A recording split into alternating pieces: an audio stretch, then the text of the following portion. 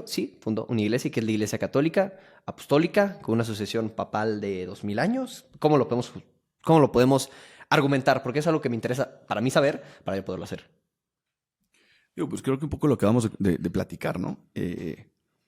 La, o sea, si tú lees el Evangelio, hay un momento fundacional de esta iglesia en donde tú eres Pedro y sobre esta piedra edificaré mi iglesia. Digo, si ya no creen en eso, pues ya es un problema suyo, ¿no? Pero ahí está el momento fundacional de la iglesia.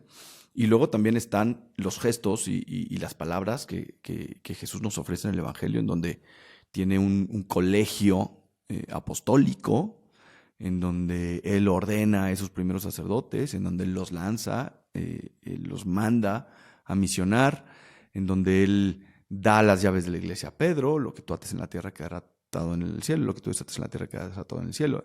Entonces, no solamente es una fundación de ese momento específico, sino ahí está. Y entonces creo que nos está faltando a veces, nomás nos quedamos en el Evangelio, pero también hay que estudiar lo que viene después, ¿no? O sea, los hechos de los apóstoles y cómo se comportaban en esa primera iglesia los apóstoles, y cómo Pablo llega con Pedro y las primeras, ¿sabes? Las primeras opiniones encontradas, pero cómo van fortaleciendo esa comunidad de fe que se va expandiendo en el mundo conocido.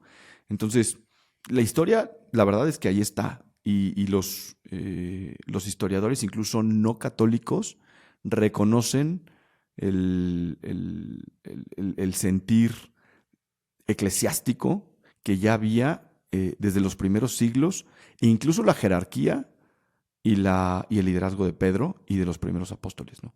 Entonces, decir que Constantino en el 313 fundó la verdadera iglesia, pues es un error histórico. Sí es verdad que hubo una fuerza. ¿Por qué? Porque la iglesia había sido perseguida en los primeros siglos, a veces con más violencia, a veces con menos, ¿eh? A veces les permitían más y a veces les permitían menos. No siempre la iglesia fue perseguida en esos primeros 300 años con la misma intensidad. Pero sí es verdad que Constantino, si quieres, te la compro a los que dicen que fue por un actuar político y por una conveniencia política quiso convertirse a la fe. Está bien, el trigo y la cizaña, volvemos a lo mismo, ¿no? El chiste es que el cuate se convirtió, y al convertirse permitió, no impuso, porque él no fue el que impuso, fue creo que su nieto, no me acuerdo si Teodosio, el que ya pone la religión católica como la religión del imperio, pero Constantino es el que permite, pues ya, el que se practique la fe católica, como en Roma se practicaban muchísimas otras realidades y muchas otras religiones, ¿no? Si tú vas al Panteón Romano hoy y ves la cantidad de nichos que hay dentro del Panteón Romano, pues era la cantidad de religiones que había. O sea, había una libertad religiosa enorme, ¿no? Entonces, creo que es el desconocimiento de la historia el pensar que Constantino fue el que fundó la Iglesia Católica. Fue un emperador al que yo creo que no, yo creo que sí fue una conversión sensata, pero si quieres pensar que fue una conveniencia política, porque efectivamente también los arrianos estaban muy fuertes. Los arrianos pues eran esta como denominación cristiana que pensaban que Jesús no era, no era Dios, sino que era un ángel perfecto, una criatura perfecta. Entonces, ustedes imagínense los primeros años, ¿no? O sea, la teología de los primeros años. Bueno, ya Jesús resucitó, se fue al cielo, ¿y ahora quién fue él? ¿No? ¿Qué decimos de Jesús? Y entonces la iglesia va haciendo una narrativa teológica junto con el Espíritu Santo, obviamente, para darse cuenta quién era Jesús. Entonces, hacer juicios después de 2025 años de historia es muy complicado, ¿no? Y muy anacrónico. Entonces, ahí está la fundación de la iglesia, ahí están los evangelios, ahí están los hechos de los apóstoles, y ahí está en la historia de los primeros siglos, incluso en la historia no católica. Si ya alguien quiere pensar otra cosa distinta, pues la verdad es que no la puedes obligar. ¿Y qué le dirías a las personas? Es que yo entiendo la narrativa cristiana no católica como esta tendencia a basarse o quererse basar solo en escritura. De hecho, bueno, Martín Lutero pues, hizo su reforma y bueno, y luego otros vinieron a hacer la reforma y ya todos empezaron a hacer sus reformas, le empezaron a meter su sazón, a que les gustaba más. Calvin. Y todos tomando interpretaciones de la escritura, bueno, tal vez un poco, unos más, otros menos. Pero la Biblia no se conforma hasta 300, 400, 500 años después de Jesucristo. No estoy seguro de la fecha. Entonces hubo un tiempo que la palabra se transmitía a través de tradición. Pero como que los cristianos niegan tal vez esa parte. Dicen que lo más importante es la palabra de Dios. Y si algo no viene en la Biblia, no viene en la Biblia, no nos importa, no nos interesa, no nada. ¿Cómo les contestarías a estas personas que tal vez la tradición, bueno, no tal vez, que la tradición sí importa, que la tradición mantuvo viva la iglesia 300 años antes de que se hiciera la Biblia? O sea, ¿cómo funciona? ¿Cómo les podemos transmitir? ¿Cómo los puedo explicar? ¿Cómo me lo puedes explicar, padre? Son varias cosas ahí, ¿no? Primero entender a Martín Lutero. Martín Lutero como este monje agustino que efectivamente veía excesos en la iglesia. También nosotros tenemos que ser críticos, ¿no? Había excesos, eh, había realidades muy imperfectas en la iglesia de aquel tiempo.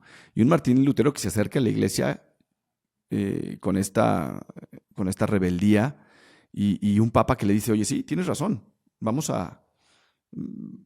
en el concilio, vamos a ver estos temas, espérame, ¿no? Y un Martín Lutero que regresa a Alemania y los príncipes alemanes se dan cuenta del potencial que tiene Martín Lutero. Y entonces dice, ¿le queremos seguir pagando tributo a la iglesia o mejor agarramos de alguna manera la bandera de Martín Lutero y nos separamos de Roma? Y entonces ese surge Martín Lutero, porque Martín Lutero por sí mismo no hubiera sido absolutamente nadie, ¿no? Martín Lutero recibe un apoyo político para que estos príncipes alemanes se pudieran alejar de un tributo romano, que era un exceso, si quieres, pero que les dolía. Entonces le dicen a Martín Lutero, oye, me parece que se te estupenda tu idea, pues vete a reflexionarla y dinos qué piensas. Y una vez que Martín Lutero reflexiona, bueno, muy bien, pues entonces te vamos a seguir a ti, ¿no? Entonces, tristemente, este cisma tan tremendo que tiene la iglesia no es solamente un monje rebelde que quiere acusar a la iglesia de sus excesos, sino que hay también conveniencias y hay política y hay situaciones mucho más profundas que a lo mejor a veces las simplificamos demasiado. Eso en primero en cuanto a Martín Lutero. En cuanto al tema de la tradición, el tema de la sola escritura, pues no viene en la Biblia, ¿no? Entonces el argumento más fuerte es decirle a estos, oye, pues si tú dices que solo la Biblia, dime en la Biblia donde dice que solo la Biblia. ¿Sí me explico? Está bueno ese. Pues porque tu sola escritura al final también es tradición. O sea, la sola escritura, pues también es un convencimiento de una persona, de un Martín Lutero, que hizo una experiencia de la torre, etcétera, y entonces que te viene a decir solo la Biblia. Pero entonces, ¿quién dice que solo la Biblia? Martín Lutero. ¿Y de dónde sale Martín Lutero? De sus reflexiones y de su reflexión personal y de su oración personal. Entonces, el decir solo la Biblia, dime en dónde en la Biblia dice que solo la Biblia. Volvemos a lo mismo, no podemos hacer juicios anacrónicos, o sea, en aquel tiempo no tenían iPad, sino tenían el ChatGPT para darnos cuenta, o sea, ahorita le dices a ChatGPT, oye, dame un análisis de toda la Biblia y te lo saca en segundos, ¿no? En aquel tiempo, pues tenemos que reconocer que no era fácil escribir, estamos hablando del año 300, que la gente tenía que irse pasando este mensaje de Jesucristo oralmente y que aparte no tenían nada que hacer, no veían televisión, no iban a jugar deportes, ¿no? O sea, pues la gente que hacía, escuchaba a la gente que venía a dar el mensaje, ¿no? Entonces la iglesia en un momento cierra, por así decirlo, la Biblia para tener estos libros canónicos, ¿no? ¿Por qué? Porque pues en esta realidad había mucha gente que hablaba muchas cosas. Por eso los evangelios apócrifos, pues muchos de ellos sí a lo mejor son verdaderos, ¿no? Pero ¿por qué la iglesia no los permite? Porque aunque tienen verdades, también tienen mucha crema, ¿no? En la tradición, en el compartirse oralmente unos a otros, pues se ve que le fueron metiendo ahí algunas personas, pues más sazón, y entonces la iglesia al estudiar los libros dijo, pues estos sí y estos no. Y así se quedó, y hay que confiar en el Espíritu Santo que así fue.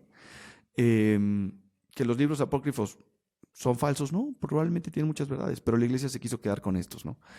Y luego, bueno, pues ya hace algunas décadas o en el siglo pasado ya se puede hacer un análisis mucho más crítico, filológico de las escrituras y pues te das cuenta de muchas cosas y te das cuenta de cartas de San Pablo que no son de San Pablo, no se escandalicen, pero así es, ¿no? O sea, hay cartas paulinas que no son de Pablo, punto. No le busques más. No son de Pablo. ¿Por qué? Porque si haces un análisis de cómo escribe Pablo, pues te das cuenta que esta efectivamente son de Pablo y estas dos son de sus discípulos o de gente que la metió ahí, etcétera, ¿no? ¿Son ajenas a la Biblia? No. ¿No son inspiradas por el Espíritu Santo? No, sí son. Tenemos que meter la fe siempre, ¿no? Porque si no, si todo lo queremos comprobar de manera científica, pues apaga la iglesia y deja y acaba con el Espíritu Santo, que esto no funciona así. Espera un momento. Familia, les queremos pedir que por favor le den like, compartan y comenten en este video para que pueda llegar a más personas y que se den cuenta de esta valiosa información. Mándaselo a un amigo dentro video. Padre, le quiero hacer una pregunta. ¿Usted tiene un libro que se llama ¿Por qué los hombres viven menos? La verdad, no tuve el tiempo de leerlo, lo voy a leer de mi palabra. Y... Les traje dos que no se me olviden. Ándale. Muchísimas gracias, padre. Bueno. Pero recuérdenme, porque les digo que tengo una pésima memoria, sí. Y lo que leí de su libro es que habla acerca de la masculinidad. El título se me hace bueno.